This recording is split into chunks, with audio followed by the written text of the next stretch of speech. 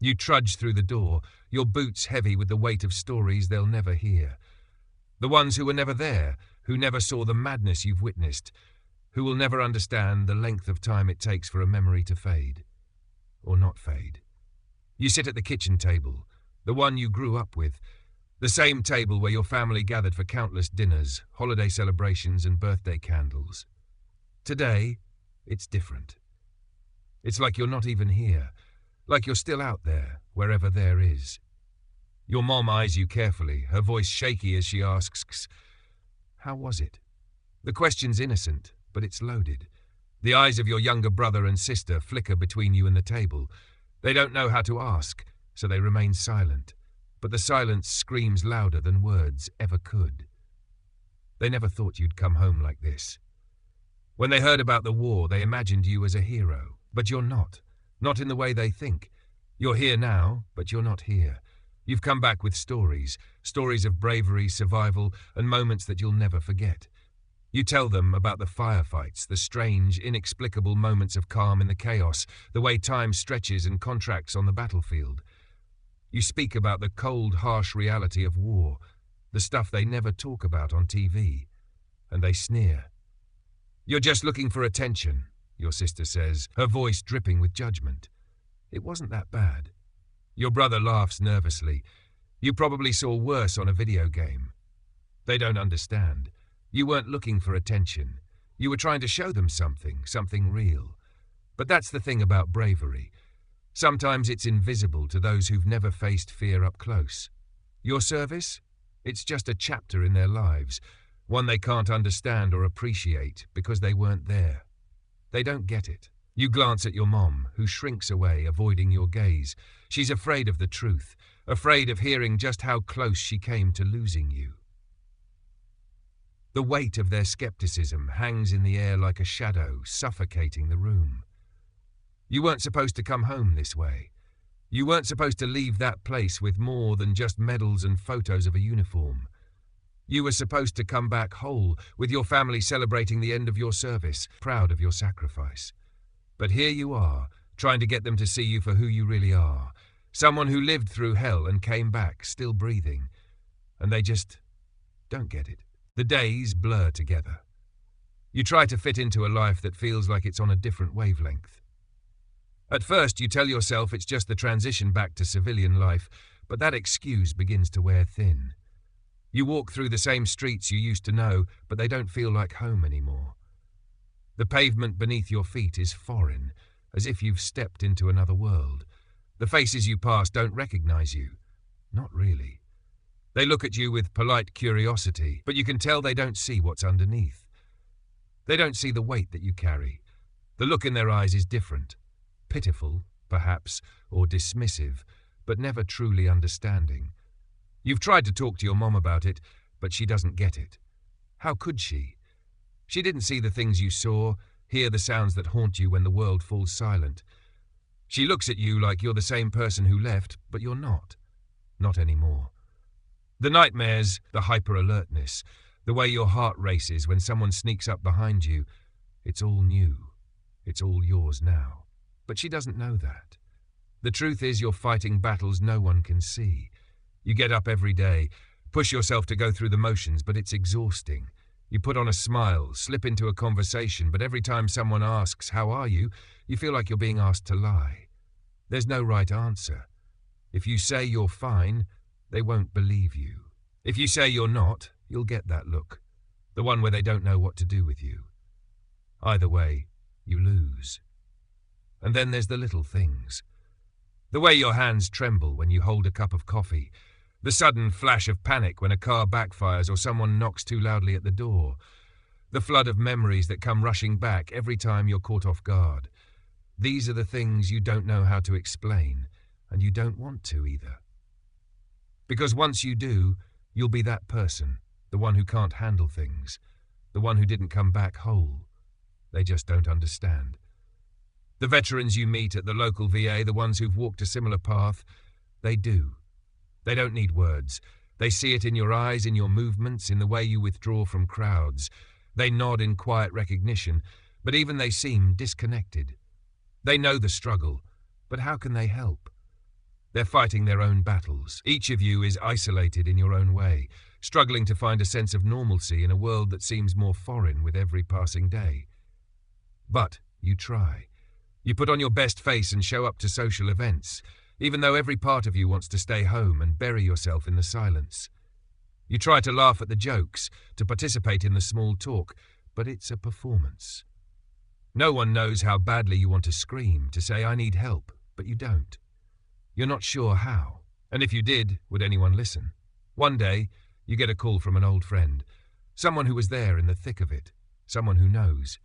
You answer, not knowing what to expect, but the sound of his voice, it's different. There's no small talk, no awkward hesitation. He cuts right to the chase. How are you holding up? The question isn't a formality, it's an inquiry, a genuine concern, and for the first time in a long time, you let yourself speak the truth. It's terrifying, but it's also freeing. You tell him about the nightmares, about how you can't sleep, how you're always on edge, how you've started seeing a therapist, but it feels like progress is slow, almost non-existent. He listens. No judgment, no attempts to fix things, just the sound of his breath on the other end of the line, steady, as if he's carrying the weight of your words. There's a comfort in that silence. Finally, you're not alone. You've been keeping it all inside for so long, but now it feels like you're allowed to breathe. For once, someone gets it. But even then, the isolation remains. It's like you're living between two worlds, one where you used to belong and another that you've never really understood. The civilian world doesn't get it, and neither does the military world. You're stuck in the middle, caught between what was and what is, unsure of where you fit. The weight of it all is crushing, and yet no one sees it. You start attending VA support groups, thinking that maybe this is where you'll find some peace. But the faces there are tired. You don't belong here either. They're all in different stages of grief, some still angry, others accepting their fate, but none of them offer the kind of understanding you need. They nod at your words, smile in sympathy, but no one truly reaches out. You hear their stories, their struggles, and you realize they're no different from yours. But something inside you says you can't stay here. You have to move forward. And that's when you realize that maybe this fight isn't about winning or losing. Maybe it's about surviving. Maybe it's about finding a way to stand tall, even when no one else believes in your strength. It's a late afternoon when it happens. You're walking down a busy street, trying to focus on the task at hand, just buying a coffee, just going through the motions. The skies are faded blue, the kind that signals the day's end. People are around you, faces in their phones, heads down, moving quickly as they always do. You try to blend in, to be one of them, but it's hard. It's always hard. Then it happens. You hear a scream. It cuts through the hum of the street like a knife, and without thinking, your body reacts before your mind can catch up. You're running. You push past people, the world blurring around you as adrenaline floods your veins. It's a woman stumbling in front of a truck, and she's about to fall, about to be hit by a car speeding toward her. You see it all in slow motion, your instincts kicking in. You reach her just in time, grabbing her by the arm and yanking her away from the oncoming vehicle. She stumbles into your arms, wide-eyed and breathless. The car screeches to a halt just inches away. You look back, your heart pounding in your chest, but everything around you is moving in fast forward now. People are gathering, staring, their mouths agape, murmuring about the near miss. But you? You just stand there, holding the woman as her legs tremble beneath her. "Are you okay?" you ask, though your voice feels distant, almost robotic. She nods, wide-eyed, still trying to catch her breath. I don't know what happened. I just froze." You nod, feeling that same freeze deep in your chest. You don't think about it, don't question it. You don't analyze what you just did. It was instinct. Training. What else could it be? But the crowd? They stare, then slowly start to disperse. They thank you, some half-heartedly, some genuinely. But there's a strange kind of indifference in their voices, like it's just another incident, like it's no big deal. Just another stranger who jumped in to save someone else's life, like it's routine. It isn't. The rush of doing something real, something that matters, is like an electric current running through your veins. But it's fleeting. The feeling of importance, of doing something that mattered, evaporates as quickly as it arrived. No one's taking pictures, no one's writing articles about you. They just go on with their lives unaffected, while you stand in the middle of it all, suddenly aware of how alone you are. You want to scream. You want someone, anyone, to notice, to acknowledge what you've done, but they don't. The woman clutches her purse, thanks you again, and hurries away, lost in the tide of people. You stand there, fists clenched, wondering why the moment feels like it's slipping through your fingers. Later that evening, the news picks up the story. They show a clip of the near miss, a brief mention of the incident, but there's no recognition. No mention of you, no focus on the person who saved the woman.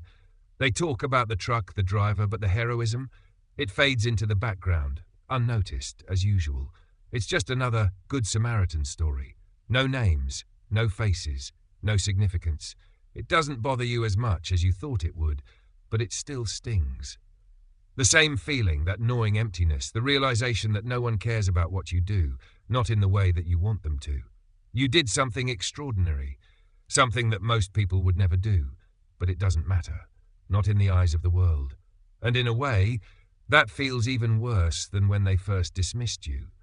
It's like the only time you're noticed is when it's too late. You know you shouldn't care. You know that real bravery doesn't need a crowd to applaud it. But still it hurts. You want them to see you. You want them to see you, not just another face in the crowd, not just another soldier turned civilian who's out of sight and out of mind. That night, as you lie in bed, your mind races. You think about what happened, but more than that, you think about everything you've been through, all the things you've endured. You think about the day you left the military, about the promises you made to yourself to stay strong, to find peace, to move on. But it's not that simple. You're not sure where to go from here. You're stuck in a place that doesn't understand you, doesn't value you. You think about all the things you've done, all the ways you've tried to make a difference, but it feels like you're still invisible. Maybe that's how this works. Maybe bravery, real bravery, isn't something that gets recognized. Maybe it's about surviving it all and moving on, quietly, without the fanfare, without anyone cheering for you. You don't need their approval. You just need to keep going. Keep fighting. Keep proving to yourself that you're worth something, even if no one else sees it. The realization settles in. This fight isn't for them. It's for you. It always has been.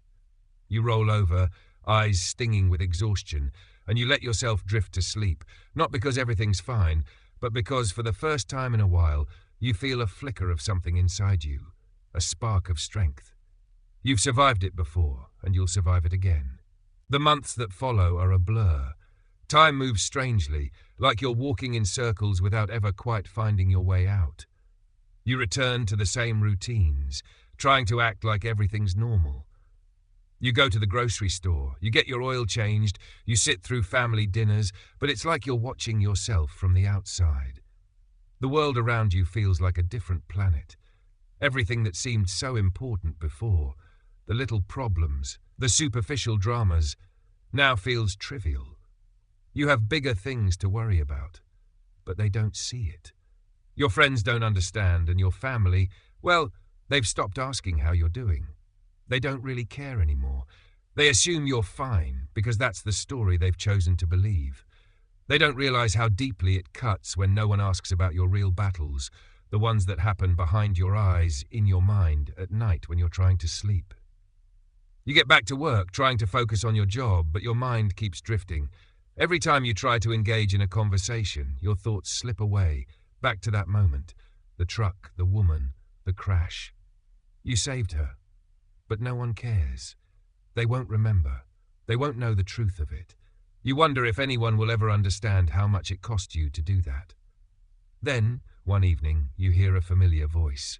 It's a friend from the VA, someone you met through support groups. He's a few years older than you, a guy who served in a different branch, but someone who gets it. His voice is calm, grounded, and when you talk to him, you don't feel like you're explaining yourself.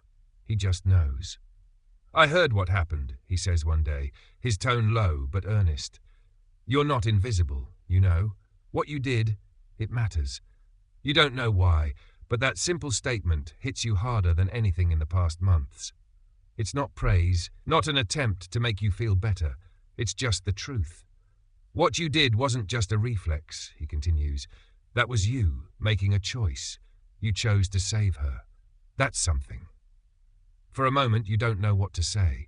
You think about the numbness that's been creeping in, the realization that you don't need the applause, you don't need their validation, but it still hurts. It still stings that no one else can see what you did for what it was. That's the thing, though. You finally respond. No one cares. It's like it didn't happen, just another person in the crowd who did something, and then, poof, gone. He's quiet for a moment. Then he asks, "Why are you letting them decide what your actions mean?" The question hits like a punch to the gut. You stare out the window, thinking about it. What do your actions mean? You never considered it that way. You did what needed to be done. The rest of the world doesn't get to decide the value of that. You do. You always have. The next few days are a blur of thoughts, questions, and realizations. That night, you're up late, flipping through your phone and reading articles, scrolling through social media. You see the endless streams of veteran stories, some of them heroic, others tragic. You see people getting medals, their names broadcasted on the news, praised for what they did. But no one's talking about you. No one's talking about your actions. And yet, that's the moment you understand. It was never about them recognizing you. It was about you recognizing yourself. It's easy to get lost in the noise, in the endless cycle of comparisons and competition where heroism is defined by public acknowledgement. But that's not real. What you did, it's real. It happened. You don't need a headline for that. What matters is the impact you made, even if it's invisible to everyone else. So you decide to do something about it. You go to the VA again, to one of the support groups you've been attending. This time, though, it's different. You walk in with a purpose. You're not here to blend in. You're here to be heard. You share the story of the woman, how you saved her. You don't wait for applause. You don't expect anything in return. But as you speak, you feel something shift. You're not looking for validation anymore, not from the world. What you're looking for is connection. When you finish speaking, the room is silent for a beat. But then, one by one, the veterans in the room begin to speak. They share their own stories, their own moments of quiet heroism, the things they've done that no one will ever acknowledge, the battles they fought and continue to fight behind closed doors. It's in that moment that you realize you're not alone. You've never been alone. There are people out there who see you. They see the struggles you face every day, even when you try to hide them. They know what it's like to be dismissed, to be invisible, and yet they keep moving forward, just like you. You realize that true recognition isn't about applause. It's about shared experience, about knowing that others understand what you've been through.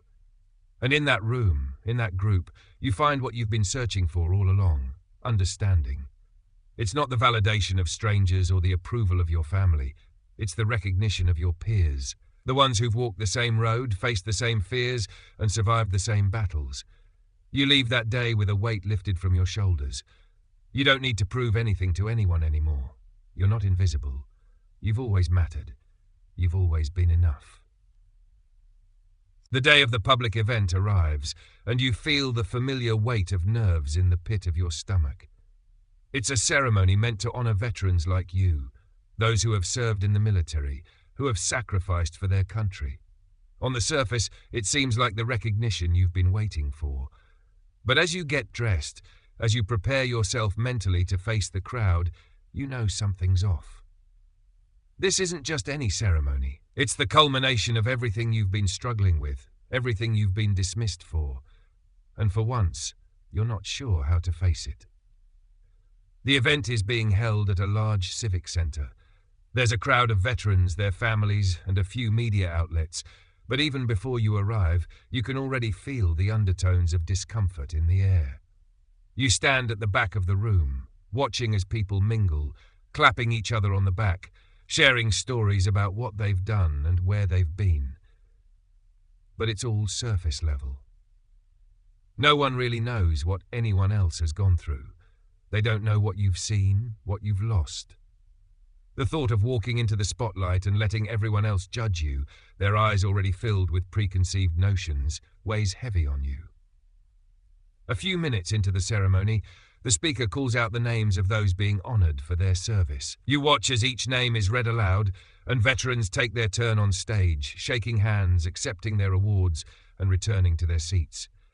The applause feels hollow. You can't help but feel the sting of being one of the invisible ones, the ones who don't get the praise, who don't get the attention. You remind yourself that it doesn't matter, that you don't need the applause. But still, there's that ache, that longing to be seen. When your name is called, you can't ignore the mix of emotions that rushes through you. Part of you wants to disappear, to melt into the background. But there's something deeper now, something stronger, something that refuses to stay silent. You stand, slowly, deliberately, and make your way to the front of the room. You can feel every eye on you, but you don't flinch. You know what's at stake here. As you step up to the podium, the microphone feels unnaturally cold in your hands. You're given a moment to speak, to share something of your experience, to offer gratitude or reflections on your service. The audience waits expectantly, but you don't have the words they want to hear. You don't have the story they've been expecting. Instead, you open your mouth and speak the truth, the raw, unfiltered truth. "Thank you," you start, your voice steady, but carrying a weight of emotion. "Thank you for this recognition. But I need to be clear about something. Bravery isn't about medals or applause. It's about surviving what you're told you'll never come back from. It's about facing things you can't explain and waking up every day, despite the fear, despite the pain. And sometimes you never get recognized for it. But that doesn't mean it's not real. That doesn't mean it doesn't matter." You pause, feeling the shift in the room. It's uncomfortable, but it's honest. For the first time, you feel like you're speaking for all the others, those who didn't come home with medals, those who weren't celebrated, those who were dismissed because their service didn't fit into the neat little boxes society expected. Bravery is the stuff that happens when no one's looking. It's the battles we fight in silence, the courage we summon when no one's there to cheer us on. I've learned that the hardest battles don't always have a clear ending, but we keep fighting anyway. The silence in the room is heavy. For a moment you wonder if you've gone too far, if you've said too much. But then slowly it happens. The applause starts, tentative at first, then building as more people rise to their feet. It's not the applause you thought you'd get. It's not a recognition of what you've done in the conventional sense, but it's real. It's honest. And in this moment, that's enough. You don't need them to understand your every move, your every moment of pain, or your every act of bravery. All you need is for them to see you, truly see you, and acknowledge the strength it took to stand in front of them. You return to your seat, feeling the weight of the moment settle into your bones. The ceremony continues, but something has shifted in you. You don't feel like an outsider anymore. You don't feel like the invisible veteran, the one who was dismissed and forgotten. For the first time in a long time, you feel like you belong. Not because they all understand your struggles, but because you've taken control of your own narrative. You've told your truth, and that's what matters. After the event, people approach you with a new sense of respect, some with tears in their eyes, others offering quiet nods. It's not the applause you expected, but it's enough. The silence you once feared is now filled with understanding. But the most important shift happens inside you. You realize that the recognition you've been seeking was never about validation from others. It was about validating yourself, accepting that your story, your struggles, and your bravery are real, whether or not anyone else ever acknowledges it. You've always mattered. You've always been enough. And for the first time, you believe it. The days after the ceremony pass slowly, but something in you has changed. It's subtle, almost imperceptible, but you can feel it when you wake up each morning. There's a calmness in your chest, a sense of peace that you hadn't realized was missing. You're no longer searching for validation from others, no longer looking to them for proof of your worth. The validation you need has always been inside you. You walk into the coffee shop that morning, just like you have 100 times before, but this time you feel different. You stand in line, waiting for your drink, and notice the familiar faces around you. They don't see you any differently, but that doesn't matter. It's not their opinion that defines you. It never was. The woman behind the counter greets you with a smile, just like she always does. But today, you meet her gaze with something new. There's no longer that hesitation, that uncertainty, or the feeling that you need to hide. You smile back, feeling the warmth of the moment, even if it's just a brief exchange. It's just a coffee. But in this moment, it feels like more. You're not the same person you were when you first came home. The version of you that wandered through life, lost in the silence and shadows of your experiences, has been replaced by someone who knows their worth. Someone who understands the true value of their service, not because others have recognized it, but because you've recognized it for yourself. The world outside hasn't changed. People are still moving through their lives, focused on their own problems, their own stories. But you've stopped looking for approval from them. You don't need them to see your bravery, to see what you've been through. You know it. You've made peace with it. And that's enough. As you walk through your day, the weight of the past doesn't seem as heavy. It's still there, of course. The memories, the scars, the quiet battles you face. But now, they don't define you in the way they once did. They're part of you, yes, but they don't have the power they once did. You've found a way to carry them without letting them control your life. You've learned that bravery isn't about what others see. It's not about the moments when you're being watched, when you're being celebrated. It's about the moments that no one else sees. The quiet moments. The times when you've stood up for yourself when no one else would. The times when you kept going, even when it felt like there was no way forward. It's about the resilience that lies in the everyday acts of survival. The courage it takes to wake up every day and face the world, even when it feels like you're the only one fighting. You think back to the day you saved the woman, how you didn't hesitate, how you acted on instinct. You realize now that it wasn't just her life you saved, it was yours too.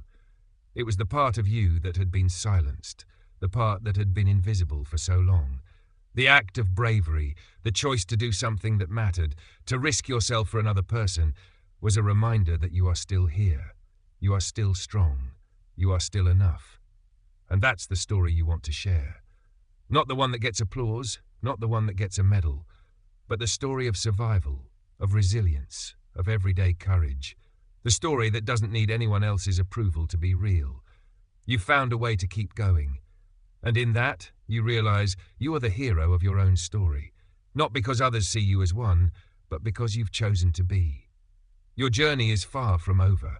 There will be days when the shadows of the past creep in, when the weight of your experiences feels too heavy to bear. But now, you know that you don't have to face it alone.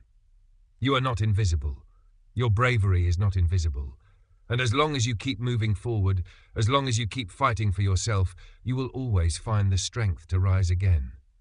In the end, the world will never fully understand the sacrifices you've made.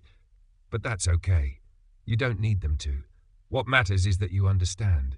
You see yourself for what you truly are, strong, resilient, and unbreakable. And when you walk through the world, you'll carry that truth with you, silently but powerfully. You've always been enough.